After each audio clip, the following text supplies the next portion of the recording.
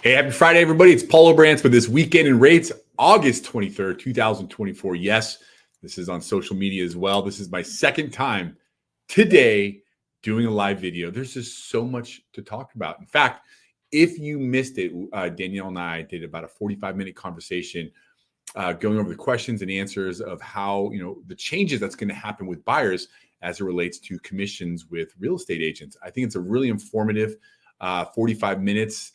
It talks about strategies, things to do, the 3 C's. It's really important that if you're a home buyer out there, you understand how these changes are going to impact you and what you can do about them. So if you have any questions or want the video, send me a message. I'd be happy to get it out to you.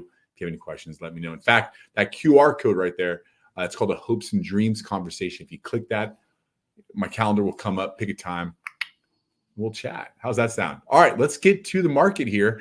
And let's talk about what's going on this week. So from this week to last week, you're going to notice the average rate. So these rates here aren't my rates.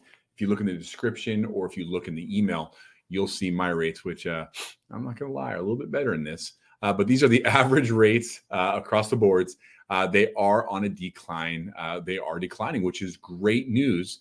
But with that said, we've been talking about this. We're starting to see a lot more buyers out there getting excited and putting offers in on homes. But there are your rates as of it stands right now.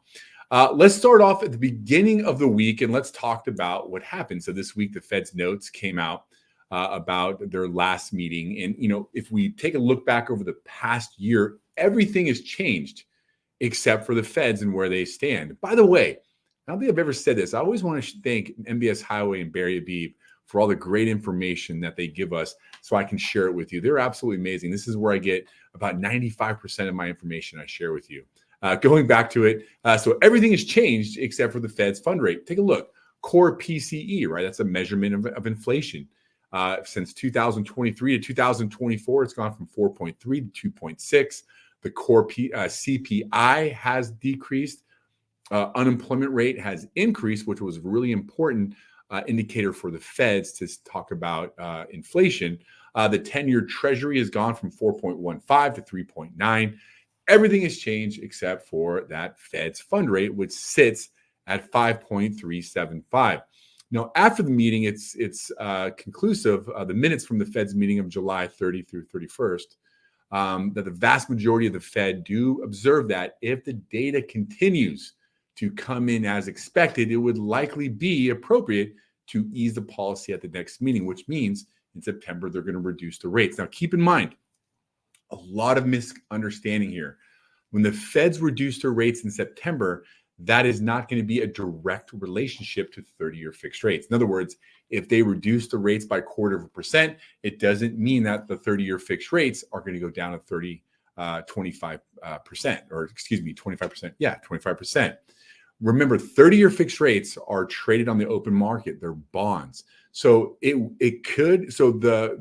rate reduction that the Feds are anticipated in making in September are already reflected in today's interest rates. Now, things that could happen that would impact interest rates when they do in September is if they decrease the rate, the Fed's fund rate, more than we anticipate, or if they don't at all, that can actually put an upward pressure on interest rates. But keep in mind, you don't need to wait till September.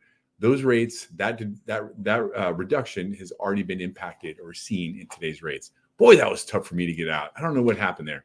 All right, existing home sales. Check this out. I'm going to bring it up a little bit bigger here.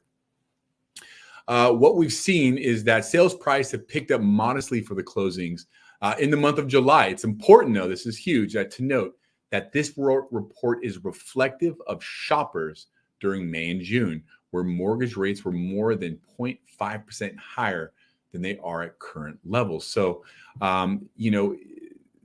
once rates start, so what that means is once rates go up, we see buyers just pause. They just wait. But when rates go down like they are now, we're starting to see a lot more activity. So you probably can expect existing home sales to increase. Now, another slide here, new home sales data did come out. Again, I'm going to bring this back up. It looks like signed contracts has gone up from June to July. Month over month, it's up 10%.